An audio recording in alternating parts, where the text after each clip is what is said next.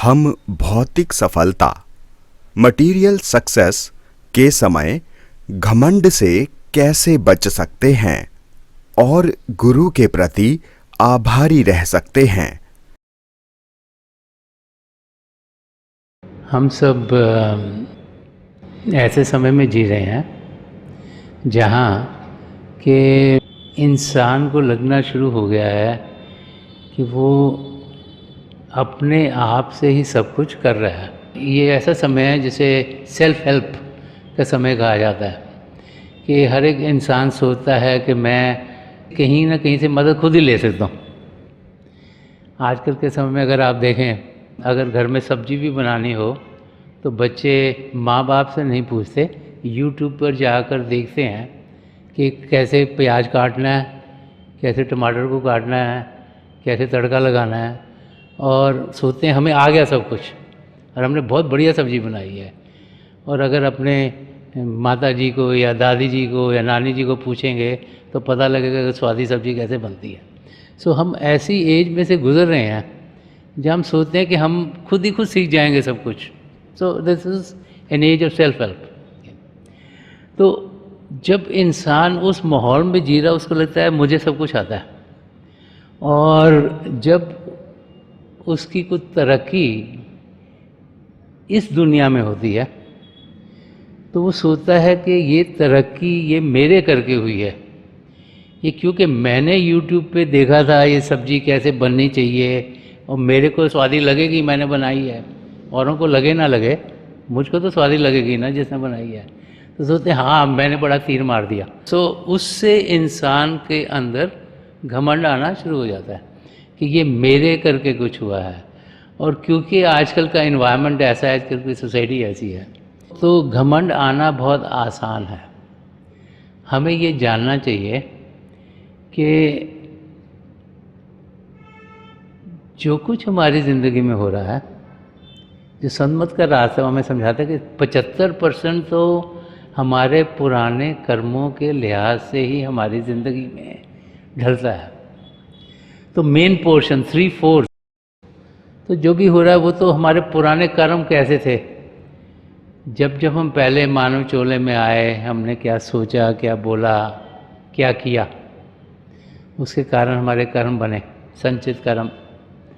उनमें से जो हिस्सा इस ज़िंदगी में गुजारना है, प्रलभ कर्म, वो 75% ज़िंदगी में है। बट प्रभु ने 25% हमें फ्री विल दी है कि हम क्या करना चाहते हैं। प्रभु भी देखना चाहते हैं कि हम किस ओर बढ़ना चाहते हैं। क्या हम में कोई लगन है प्रभु को पाने की, कि हम सिर्फ इस दुनिया की चीज़ों को ही पाने की कोशिश करते हैं। तो जब ध्यान बाहर की दुनिया में होता है तो लगता है कि बाहर की दुनिया में अगर कुछ मिलेगा तो वही सही सफलता है, तो इंसान उस ओर बढ़ता है। और जब बाहर की चीज़ें उसे मिलनी शुरू होती हैं तो इंसान की हमें ईगो बढ़नी शुरू हो जाती है, और जब ईगो बढ़ती है तभी इंसान के अंदर घमंड आना शुरू होता है। तो ये सब कनेक्टेड हैं। जितना ज़्यादा ध्यान बाहर की दुनिया में करेगा और सोचेंगे कि बाहर की चीज़ें हमें चाहिए, और जितनी अगर मिलती जाएंगी हमें, उतना ही हमारा घमंड बढ़ता चल जाएगा, और उतना ही हम देखेंगे कि हम ज़िंदगी ऐसे जी रहे हैं जैसे सब कुछ हमारे करके हो रहा है। जब ध्यान हम असलियत की ओर करते हैं, और जब हमें ये समझ में आ जाए कि अगर पत्ता भी हिलता है तो प्रभु की रज़ा में हिलता है, कि सृष्टि में जो कुछ हो रहा है वो प्रभु की रज़ा में हो रहा है। ठीक है, उन्होंने हमें लॉन्ग रोप दे दी है कि 25% हम जो मर्जी करें, लेकिन वो भी उनकी नॉलेज में है। और ये जाने कि उनकी दया करके ही हम कुछ कमा सकते हैं, किसी पद पे पहुंच सकते हैं, कोई मटेरियलिस्टिक गेन कर सकते हैं, तो तब हम देखेंगे कि हमारे अंदर घमंड नहीं होगा, लेकिन हमारे अंदर शुक्राने हैं कि लफ्ज़ निकलने शुरू होंगे। तो इंसान को समझना चाहिए कि ये सृष्टि प्रभु ने रची है। प्रभु हम सब के भीतर, हमसे अलग नहीं, वो चाहते हैं कि हम 84 लाख जिया जो उनसे छुटकारा पाएं। वो चाहते हैं हम प्रभु से प्रेम करें। वो चाहते हैं कि इस मानव चोले में होते हुए, क्योंकि इस चोले में उन्होंने सब पदार्थ दिए हैं जिनके ज़रिए हम प्रभु को जान सकते हैं, उनको पहचान सकते हैं, तो पिता परमेश्वर चाहते हैं कि हम उनसे प्रेम करें, हम प्रेम के ज़रिए अपनी रूह को उड़ान दे पाएँ, अंदर के मंडलों में बढ़ें और इसी ज़िंदगी में अपनी आत्मा का मिलाप परमात्मा से कराएं। तो प्रभु ने इसीलिए 25% फ्री विल दी है कि हम अपना ध्यान बाहर की दुनिया में नहीं लेकिन अंदर की दुनिया में करें। और जब अंदर की दुनिया में करेंगे तो अंदर की दुनिया तो हार्मनी की दुनिया है, अंदर की दुनिया आनंद की दुनिया है, अंदर की दुनिया खुशियों की दुनिया है, अंदर की दुनिया आत्मा का परमात्मा से मिलाप होने की दुनिया है। और उसका अनुभव होते ही हम देखेंगे कि हमें वो अनुभव होंगे जो हमें ये दर्शा देंगे कि जो कुछ भी यहाँ हो रहा है वो प्रभु की रज़ा से हो रहा है और हर एक चीज़ यहाँ बराबर की है। जब ऐसा अनुभव होता है तो फिर घमंड अपने आप ही ज़िंदगी से निकल जाता है। सो द की इसके भी इंसान अभ्यास करे, मेडिटेट करे, अंदर की दुनिया में बढ़े, प्रभु के जो जाति रूप है उनका अनुभव करे। और वो जो अनुभव है, जो एक्सपीरियंस है, वो ही हमें उस अवस्था में पहुंचाता है जिसमें कि जिस तरीके से प्रभु ने हमें जीने के लिए भेजा है, जो प्रेम का रास्ता है, जो एकता का रास्ता है, उस रास्ते पर हम कदम बढ़ा पाएं। क्या केवल ज्योति और श्रुति का अनुभव होने पर ही हमारे कर्म कटते हैं या फिर भजन पर बैठने से ही कर्म कट जाते हैं? हजूर बाबा सावन सिंह जी महाराज फरमाया करते थे कि अगर आप भजन पर बैठे होंगे और अगर आपको लगे कि आपको कुछ दिखा नहीं या सुना नहीं, फिर भी आप भजन पर ज़रूर बैठिएगा। भजन पर बैठना कोई एनालिसिस का टाइम नहीं है। जब हम भजन अभ्यास पर बैठते हैं, हमें इस तरीके से बैठना चाहिए कि जो कुछ हमें मिल रहा है वही हमारे लिए बेहतर है। तो उस समय हमें ये सोचना नहीं चाहिए मैंने ये अनुभव किया कि ये अनुभव किया कि ये अनुभव किया कि वो अनुभव किया। जो जो अनुभव हमारे लिए बेहतर होंगे खुद ब खुद होते चल जाएंगे। कई बार मन माया इतना हमारे ऊपर चढ़ी हुई होती है कि हमें अनुभव होता है लेकिन हमें लगता है जैसे नहीं हुआ, क्योंकि हमारा मन शक पैदा कर देता है और हम सोचते हैं पता नहीं अनुभव था कि नहीं था, और सोचते हैं ये नहीं होगा। तो इसलिए जितनी देर भी हम बैठते हैं उसका हमें फ़ायदा होता है। तो हम ज़्यादा से ज़्यादा अभ्यास के लिए बैठें, ये मत सोचें कि हमने क्या देखा क्या सुना, लेकिन बाकायदगी से बैठें तो हमें फ़ायदा ही फ़ायदा होगा। भजन अभ्यास करते समय विचारों पर काबू कैसे पाएं? अच्छे विचार बुरे विचारों से बेटर हैं, अच्छे हैं, लेकिन विचार चाहे अच्छे हों चाहे बुरे हों, अगर वो भजन के समय में आएगा तो हमारी अटेंशन को, हमारे ध्यान को वो जहाँ होना चाहिए वहाँ से दूर कर देगा। तो सही भजन तब होता है जबकि हम विचारों पर कंट्रोल कर पाते हैं। जब विचार रहित होते हैं, जब विचार आते नहीं, तो उस अवस्था तक हमने पहुंचना है। और अगर विचार इंसान को आए तो ये नहीं कि विचार आए तो हम भजन करना छोड़ दें। हम प्रैक्टिस करें, सिमरन को पक्का करें। सिमरन प्रभु के वो जाति नाम हैं जिनको हमने दोहराना है, तो दिन भर हम उन्हें दोहरा सकते हैं। तभी प्रैक्टिस हो, जितना ज़्यादा दोहराएंगे तभी वो हमारे लिए काम करेंगे। और जब हम भजन अभ्यास करते हैं तो मन ही मन दोहराना है, ताकि मन प्रभु की ओर लगे, उसको प्रभु की ओर लगकर इतनी मिठास आए कि उसे किसी और जाने की ज़रूरत ना पड़े। तो भजन अभ्यास सही तब हो रहा होता है जब हमें कोई भी विचार नहीं आ रहा होता। रूहानियत में वर्तमान क्षण में जीने पर जोर क्यों दिया गया है? हमें बार बार समझाया जाता है कि जो अभी का क्षण है, जिसे प्रेजेंट मोमेंट कहा जाता है, ये सबसे कीमती है। जो क्षण गुजर गया उसका हम कुछ कर नहीं सकते। जो क्षण आने वाला है वो अभी आया नहीं, उसके लिए प्लान कर सकते हैं, लेकिन वो अभी तक आया नहीं, तो उसके बारे में सोचना या उसका फिक्र करने का कोई फ़ायदा नहीं। तो जो अभी का क्षण है, जो करंट मोमेंट है, वो सबसे इम्पॉर्टेंट है। हमें उसका पूरा पूरा फ़ायदा उठाना चाहिए। जो सन्मत का रास्ता है वो बार बार हमें समझाता है कि हम ये ना समझें कि हम अपना ध्यान उन चीज़ों में अगर डालते रहे जो हो चुकी हैं तो उनसे हमें कुछ फ़ायदा मिलेगा। अगर कोई हमने गलती करी है, कुछ ऐसा चीज़ हो गई जो होनी नहीं चाहिए थी, उससे हम सीखें, लेकिन उसमें डूबे ना रहें। क्योंकि अगर ये क्षण जिसमें हम जी रहे हैं, इसमें अगर हमने सारा समय पुरानी चीज़ों में ही गवा दिया तो ये क्षण भी गुजर जाएगा, इसका कोई हमें फ़ायदा नहीं होगा। हमें अपना ध्यान पिता परमेश्वर की ओर करना है। हमने इस क्षण का पूरा पूरा फ़ायदा उठाना है, और इसलिए हमें इस क्षण में क्या करना है वो उसकी जानकारी होनी चाहिए। ये जो अभी का क्षण है, इसका फ़ायदा तब होगा जब इसमें हमारी आध्यात्मिक तरक्की होगी। तो आध्यात्मिक तरक्की कैसे होगी? पहले तो हमारा ध्यान अपने सद्गुरु में हो, पिता परमेश्वर में हो। दूसरा कि हम सद्गुणों को अपनी ज़िंदगी में ढाल रहे हों, क्योंकि वही एक स्टेपिंग स्टोन है, वही बुनियाद है जिस पर कि हमारी रूहानी ज़िंदगी बनती है।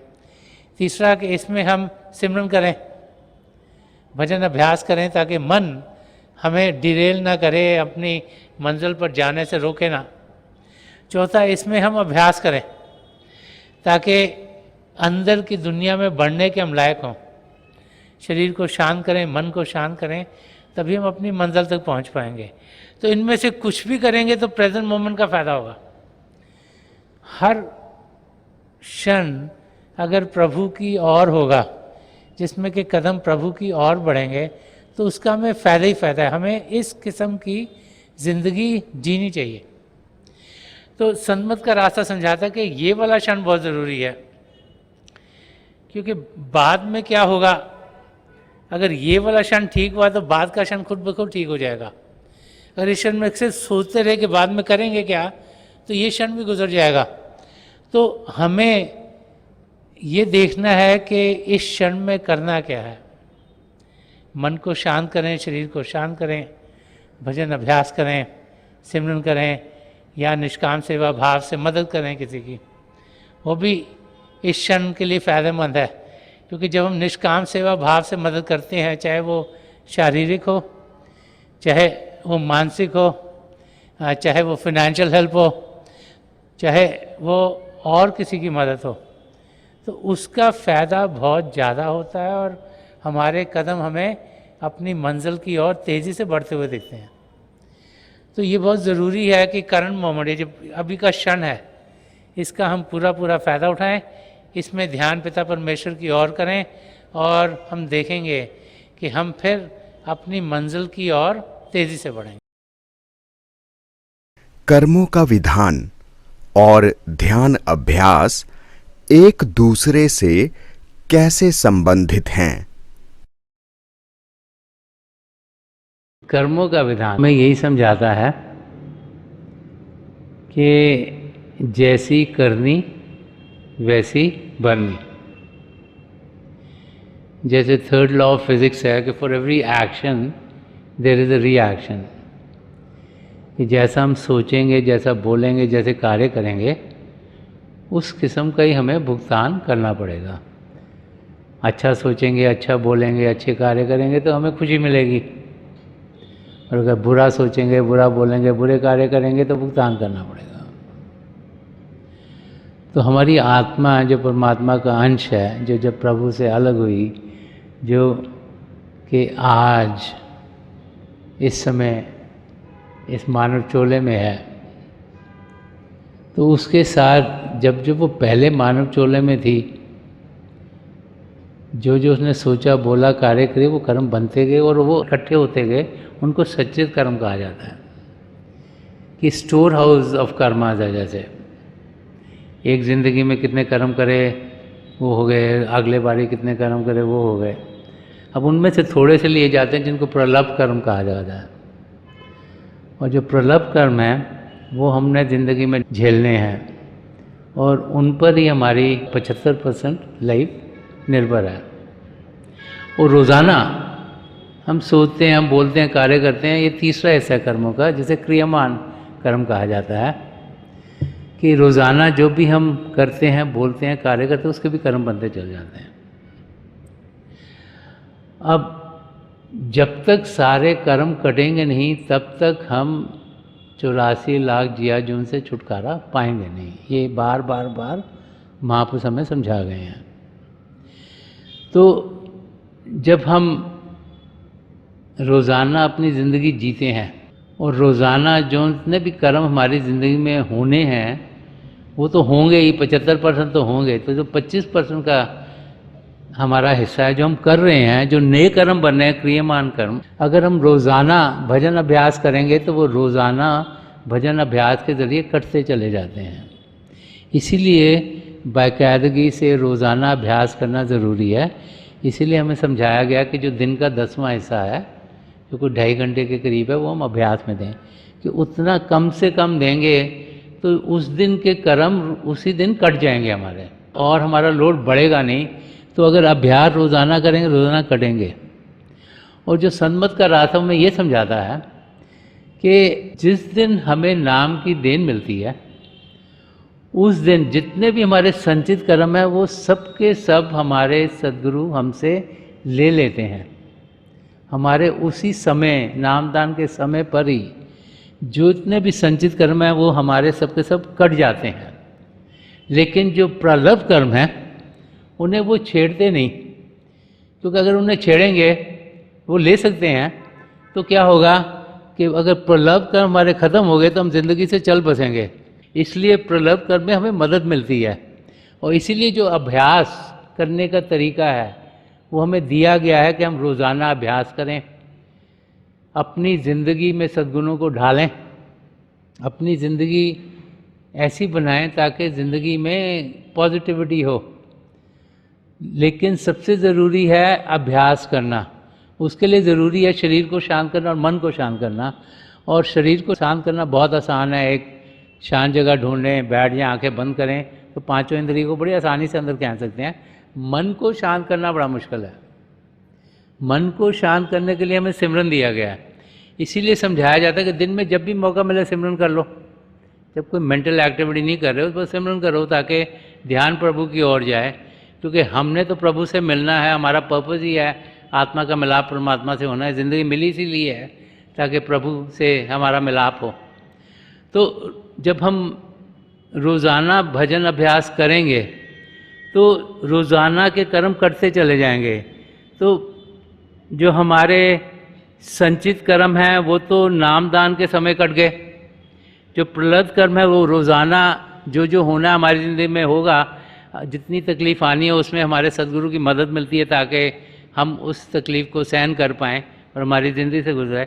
और जो रोज़ाना हम कर्म करते हैं क्रियामान कर्म, वो अभ्यास करके, मेडिटेशन करके, भजन सिमरन करके रोज़ाना करते चल जाते हैं, ताकि जो हमारा आखिरी समय आता है शरीर में होने का, हमारे संचित कर्म वैसे ही करके प्रलब्ध कर्म रोज़ के रोज़ कट रहे हैं। और कहा जाता है कि ध्यान प्रभु की ओर करो, सिमरन करो, ताकि और कोई ख्याल ना आए, ताकि विचार भी अगर आखिर में आ गया तो भी उसका कर्म भी हमें देना पड़ेगा। तो सिमरन कर इसी किया जाता है ताकि उस दिन के भी कर्म कटें, ताकि जब हम शरीर को छोड़ें हमारे सारे कर्म कट गए हों और फिर हम 84 लाख जिया जून से छुटकारा पा लें। तो यही कनेक्शन है कर्मों का और अभ्यास करने का। आप सब अभ्यास के लिए बैठ जाइएगा। आप जहाँ भी बैठे हैं आराम से बैठिएगा, अपनी आंखें बंद कर लीजिएगा। ये जो आई बॉल्स हैं, आँख के डेले हैं, ये सामने फोकस हों, जैसे आप 8-10 दिन सामने फोकस हो। आंखें बंद करते ही वो भाई बहन जिन्हें नाम की देन मिली है, आप सिमरन कीजिएगा। अगर यहाँ कोई भाई बहन है जिन्हें नाम की देन नहीं मिली, तो आप प्रभु के किसी भी जाति नाम का जाप कीजिएगा। जाप मन ही मन करना है, ऊंचा नहीं दोहराना। आपका ध्यान बिल्कुल सामने होना चाहिए और प्रभु की दया से थोड़ी देर में आपको रोशनी के चिन्ह दिखने शुरू होंगे और बहुत से नज़ारे और भी आपको देखने को मिल सकते हैं। तो मेरी पिता परमेश्वर के चरण कमलों में जो पिछली सेंचुरी के महापुरुष हुए हैं, हजूर बाबा सावन सिंह जी महाराज, परम संत कृपाल सिंह जी महाराज और दयालपुर संत दर्शन सिंह जी महाराज, चरण कमलों में यही प्रार्थना है कि जो जो हम सबके लिए बेहतर हो महापुरुष हमें दें, हमें सबके साथ जोड़ें और हमारे भीतर प्रभु की ज्योत के हमें दर्शन करवाएं। थोड़ी देर में आकर मैं आपको इस बैठक से उठाऊंगा और मेरी शुभकामनाएं आप सबके साथ हैं।